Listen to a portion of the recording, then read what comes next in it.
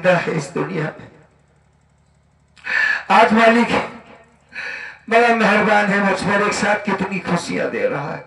बेटा पैदा होगा, रेखा मेरी एकदम ठीक हो गई, बोल रही है मुझसे।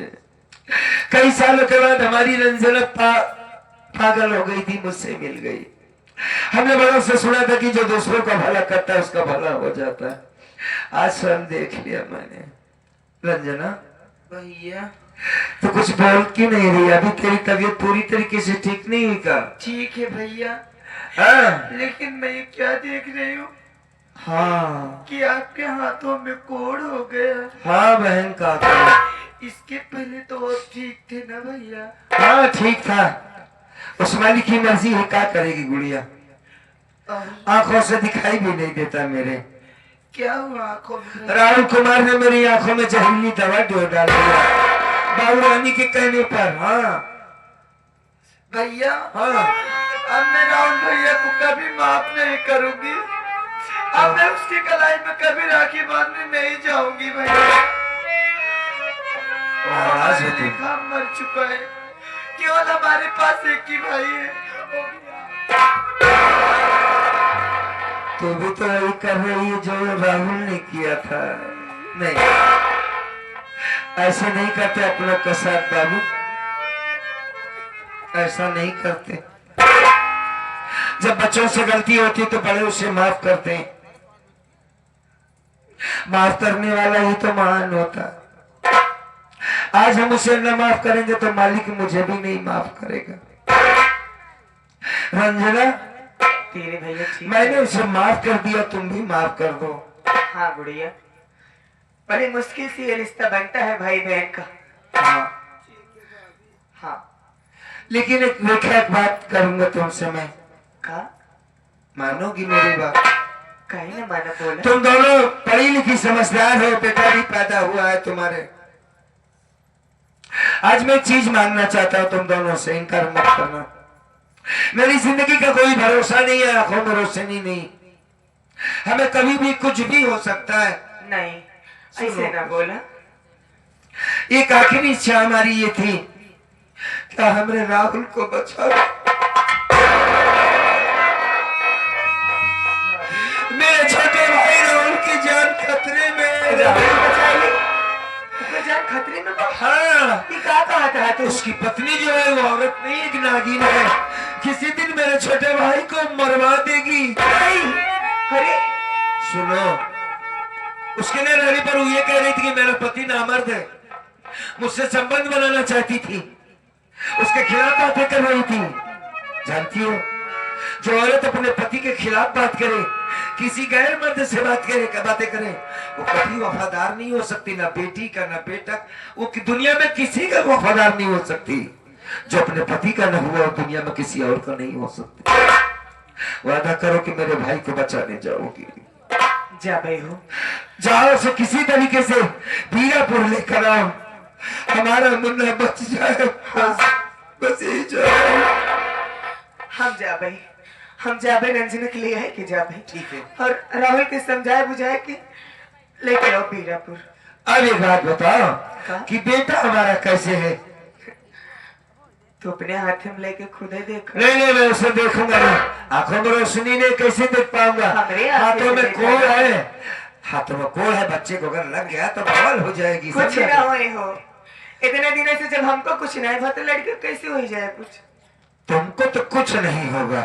क्या कर रही हो तुम? बड़ा प्यारा बच्चा है, बड़ा वजन है रेखा है? तू ही तो कहत रहा कि खाए जा।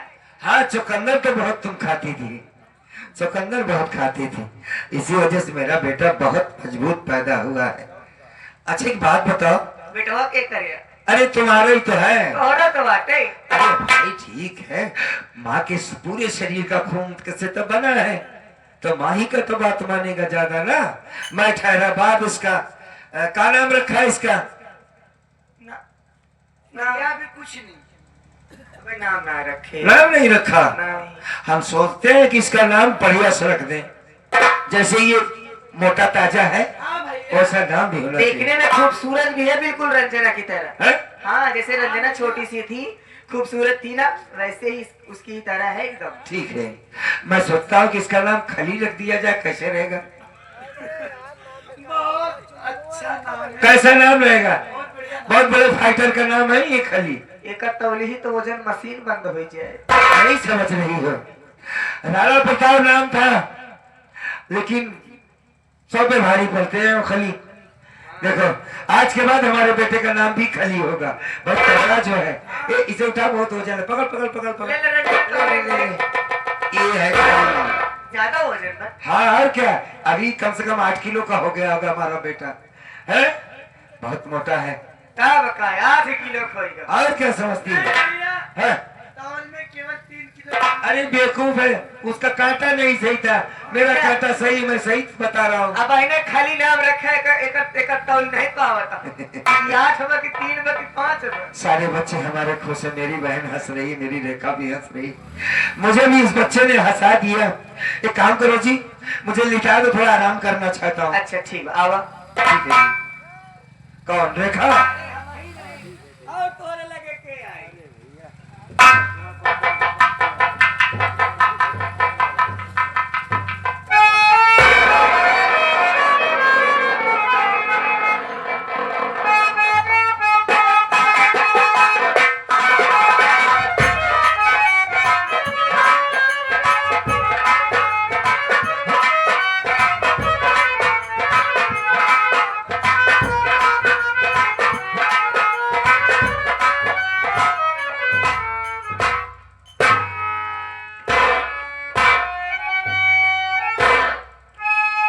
रंजना,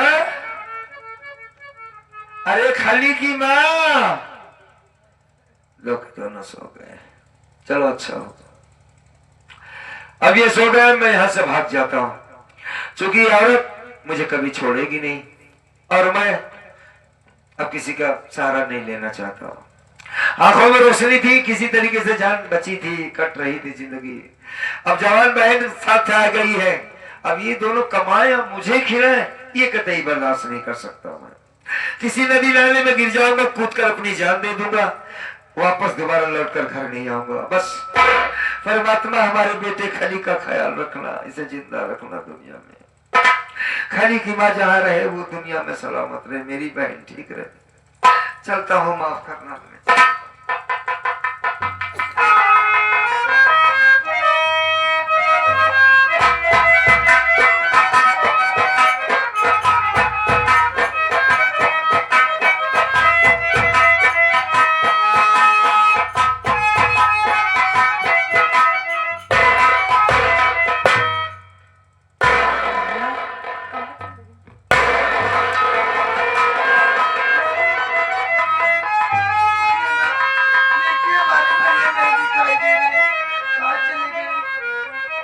बड़ी भैया नहीं दिखाई दे रहे हमें, ना जाने कहाँ चले गए। आखिर दिखा रहा है, बैठे जल्दी से चल।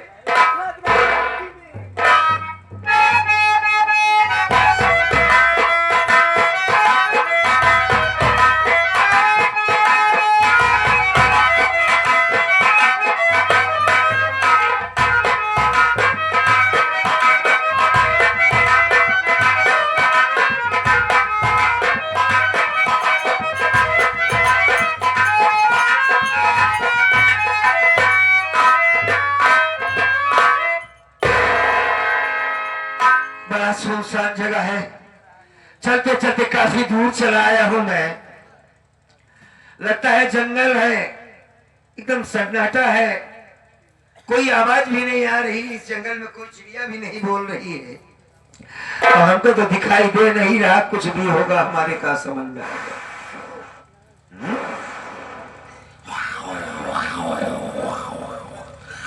हमें लगता है इसमें जंगली सुअर ज्यादा है। सांप भी की तरफ उपकार मार रहे हैं, बड़े बड़े साले अस्तरे भी हैं। ये पानी बहने की आवाज कहां से आ रही है? शायद मैं किसी नदी के किनारे पर खड़ा हूं, यहाँ पर शेर चीता बाघ सभी आते होंगे पानी पीने के लिए, सुअर भी आती होगी। चलता हूं, अगर नदी में गिर गया तब भी मर जाऊंगा, जानवर खा जाएंगे तब भी मर जाऊंगा, लेकिन बस मालिक हमारे भाई की जान को बचाना, मेरी खली का ख्याल रखना। अब मैं चलता हूं, माफ कर देना रेखा मुझे, मैं तेरी जिंदगी से बहुत दूर जा रहा हूं। आज मैंने अपना वादा तोड़ दिया, तेरा साथ छोड़ दिया, मैं तुझसे दूर जा रहा हूं। रुक जा तेरा मरना मैं गंगा बोल रही हूँ बेटा। गंगा मैया बात कर रही है हमसे। आखिर तो अपनी जान क्यों गंवाना चाहता है? अगर आप गंगा मैया है तो आप तो मन की बात जान जाती हो माँ। बेटा रमेश, हाँ, क्या तेरे मर जाने से तेरा दुख दूर हो जाएगा? तेरा कष्ट दूर नहीं होगा? सबसे पहले तू मेरी बात मान। हाँ। इसी धारा में अपने हाथ को धो ले। हाँ। तेरे हाथ का कोर दूर हो जाएगा। अच्छा। और इसी धारा में भले नेत्रों को धो ले, तेरी आंखों में रोशनी आ जाएगी। अच्छा। और यहाँ से कुछ दूर पड़ जाएगा, तुझे बहुत बड़ी पहाड़ी मिलेगी। पहाड़ी के बगल ही एक माँ भवानी की मंदिर है। मंदिर के गेट पर ही एक नाल की बंदूक और एक कारतूस से भरा हुआ बेल्ट मिलेगा। उठा ले बंदूक बेटा, उठा ले बंदूक, मिटा दे अपने बाप के दुश्मनों को बेटा। जब तेरे बाप को दुनिया से मिटा दिया, उसे तुम दुनिया से मिटा दो। आज से तेरा नाम रमेश नहीं होगा, आज से तेरा नाम होगा डाकू दुर्जन। डाकू दुर्जन, डाकू दुर्जन। बेटा रमेश, जब भी मुझे तू सुख दुख में याद करेगा, हर वक्त मैं तेरे साथ रहूंगी, सदा तेरा कल्याण हो बेटा। माँ, ओ माँ, मालिक की अचानक आवाज बंद हो गई।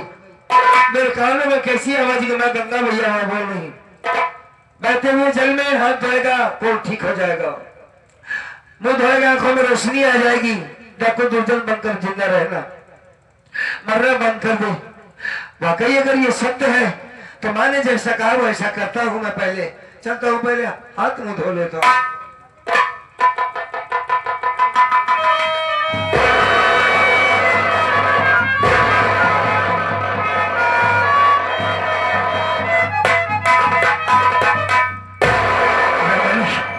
ये तो चमत्कार हो गया, मेरे आंखों में रोशनी आ गई, मेरा हाथ काम करने लगा, मेरे हाथों का कोल भी ठीक हो रहा है।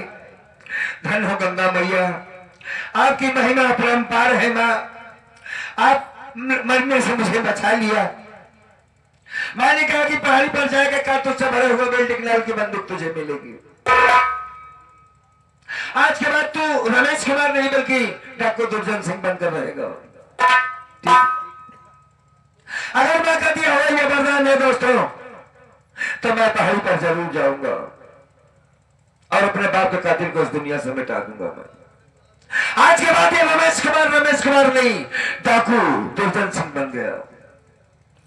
जिस दिन ये बात साबित हुई कि मेरे बाप को मारने वाला कातिल कौन है, जिस दिन ये बात साबित हुई मेरे बाप को किसने मारा है, मां कसम याद